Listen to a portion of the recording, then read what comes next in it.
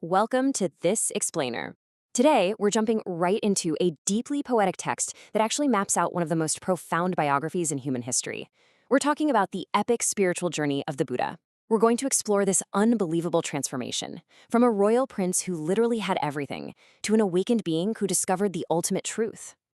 We'll be tracing this map of spiritual liberation through 5 key stages, leaving worldly happiness, going through extreme asceticism, discovering the bright path, ending the universe's cycle, and finally compassionately guiding all beings.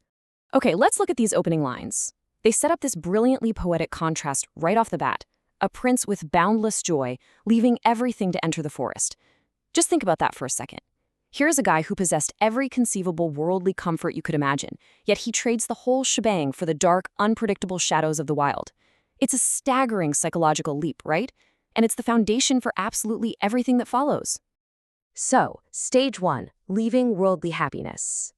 The source text reveals something really fascinating here. He wasn't just, bored with palace life. He was actively compelled by this deep, burning dream to search for true heaven, which, in this context, means ultimate spiritual liberation, or moksha. He didn't just take a weekend retreat, no. He completely abandoned all of his worldly possessions, stripping away his entire royal identity to seek out a truth that the material world just couldn't offer. You can see how the trajectory of his life shifts so radically. We start with the past, palace life, which was basically complete insulation from any kind of suffering. Then, boom, the turning point. Total physical and mental renunciation. And this propels him straight into the incredibly harsh reality of forest asceticism. I mean, we're talking about going from being treated literally like a god to sleeping in the dirt. Which brings us to section 2, extreme asceticism and starvation. Now, he didn't just go sit under a tree and meditate peacefully. He practiced grueling, punishing asceticism.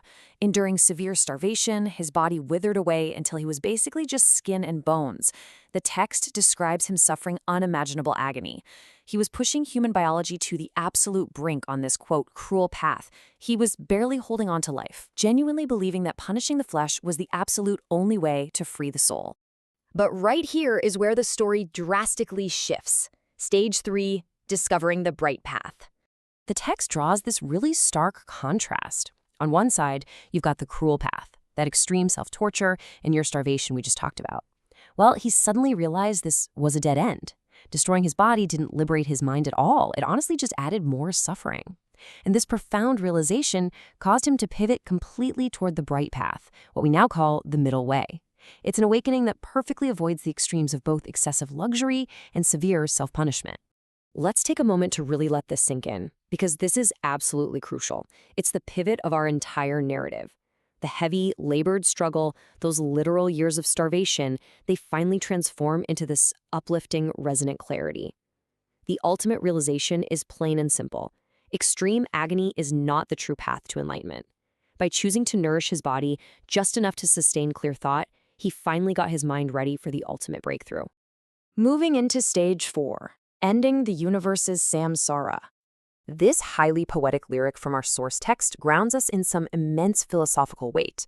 When the text talks about, quote, stopping the cycle of the universe, it's specifically referring to samsara. If you're not familiar, this is the ancient concept of the endless, repeating cycle of birth, suffering, death, and rebirth. It's kind of like being stuck on a cosmic hamster wheel for all of eternity. So achieving enlightenment wasn't just about feeling peaceful inside, it was the act of literally breaking that wheel. It's achieving ultimate liberation and stepping off that repeating cycle of the universe once and for all. He discovered the end of the cycle of the universe. The source text deliberately repeats this phrase over and over, almost like a celebratory heartbeat. It really underscores the sheer magnitude of what happened.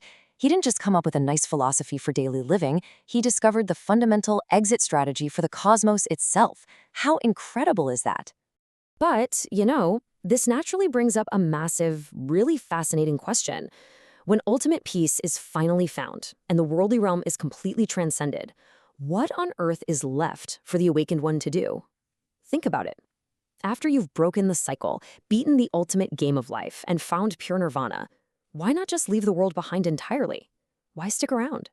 The answer to that leads us right into the 5th, and I think perhaps the most beautiful phase, compassionately guiding all beings.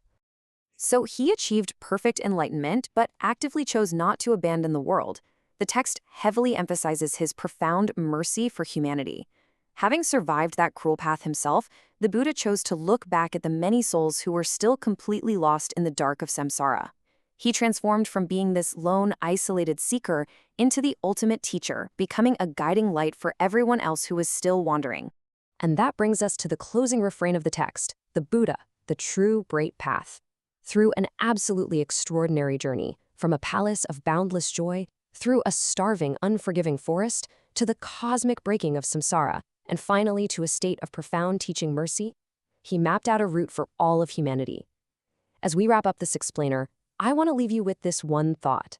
Amidst the endless, noisy cycles of our own modern universe, where are you looking to find your true bright path?